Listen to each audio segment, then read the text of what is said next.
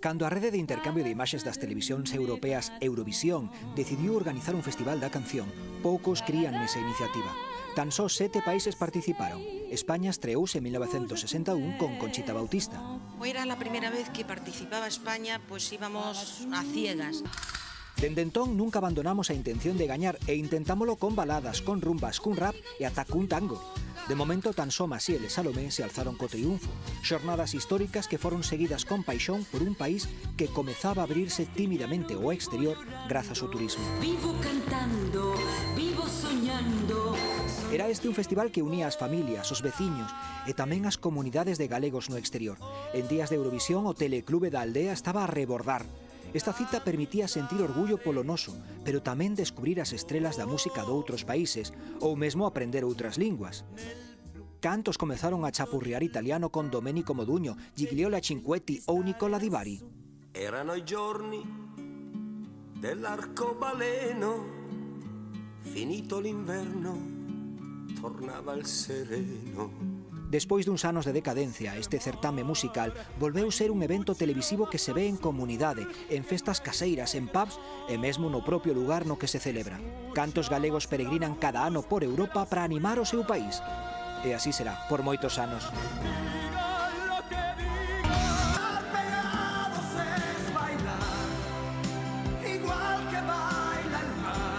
Ao festival mandamos solistas masculinos, dúos, tríos, grupos, probamos con todo tipo de xéneros musicais, pero se algo é característico da nosa participación é a diva eurovisiva.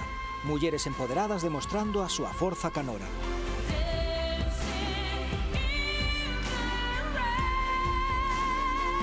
Xa a nosa primeira representante, Conchita Bautista, que por certo foi 2 veces, deixou sorprendidos aos asistentes en Cannes cos seus movementos flamencos.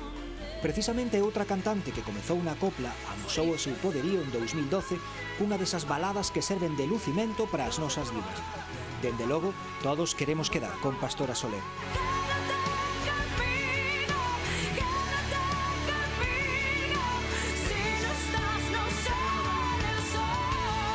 Anabel Conde, inxustamente esquecida, segue sendo unha das favoritas dos eurofans de medio mundo polo seu Vuelve Conmigo, segundo posto en 1995. Esas subidas de ton están ao alcance de moi poucas.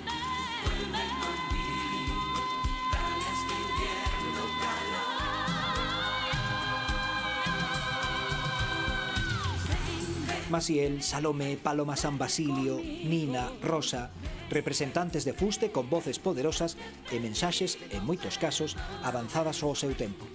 Por iso, as divas forman parte da historia de Eurovisión. O ano, despois da victoria de Maciel, que fomos sede do Festival de Eurovisión. A única vez no Teatro Real de Madrid foi o cartel, xa o contei nunha ocasión, de Salvador Dalí, nada máis e nada menos. Salvador Dalí fixo aquelo e por primeira vez na historia de Eurovisión quedan en primer lugar 4 foron. 4 cañón, que decía Laura Valenzuela. Claro, Laura Valenzuela, que foi a única... Mirad ese cartel que facía referencia a Parada. O cartel de Dalí, mira, este é un cartel histórico tamén. Dice Laura Valenzuela que cando ela estaba nos ensayos preguntoulle o xefe, dice, si hai un empate, dice, señorita, eso no ha pasado nunca en Eurovisión, ni pasará. E pasou. E pasou e bien pasado. Tamén houve unha amenaza de bomba ese día, Sí. Tamén? Sí, eso contou como... Pero o día da actuación de Esta Salomé... foto Solo es preciosa, mira o representante de... Aí están as 4 gañadoras con Maciel e o seu famoso abrigo de vestido de chinchillas, que foi moi criticado porque costaba 1 millón de pesetas. O que dicíamos, houve unha amenaza de bomba e só avisaron o realizador e director do evento, Ramón Díez, o responsable, Mr. Brown, de Eurovisión, e Laura Valenzuela, para que soubera que si pasaba algo, ela tiña que manter a calma. E que daquela España quería dar unha imaxen de modernidade, porque era un país, nunha dictadura, como a de Salazar en Portugal. Moitos países non querían que participara España, igual que non quería que participara Portugal, porque estaban en dictadura. Entón, cando se puido facer aquí... Con Israel, esas cousas. A polémica que hai nesta edición. Son cousas distintas, pero bueno, si por aí va. Bueno, hemos camiño... Bueno, qué bueno, qué bueno. Os platós da TVG foron testemunha de moitas reunións de glorias eurovisivas. Ben é sabido que aos galegos nos encanta xuntar a amigos con calquera excusa e ofrecerlles os nosos manxares. Pois algo así debía pasar para que concursantes históricas do festival fixeran aquí o que non facían fora. En lugar uniron a Conchita Bautista, Salomé e Betty Misiego, e este trío inesperado adicoulle unha amorosa canción a Galloso e a José Luis Uribarri, o comentarista máis habitual do concurso. Acércate más y más. Oye, no les hemos metido mano. Esa noite de 2001 tamén estaba ali David Civera, a piques de representarnos con Dile que la quiero. Salomé, última gañadora de Eurovisión polo noso país, tiña unha petición para él. Por tu madre, gana, que estoy del vivo cantando hasta el moño. No programa de Galloso xa fixera uns anos antes outra asemblea festivaleira. Atención á conxunción estelar cantando a capela. Tus ojos bandidos robaron con cuento. Si en todo momento en tu caminar, Made in Spain, pasaporte especial. As Azúcar Moreno tamén puideron coñecer en persoa a José Guardiola no espectáculo de Ana Quiro Toda unha vida.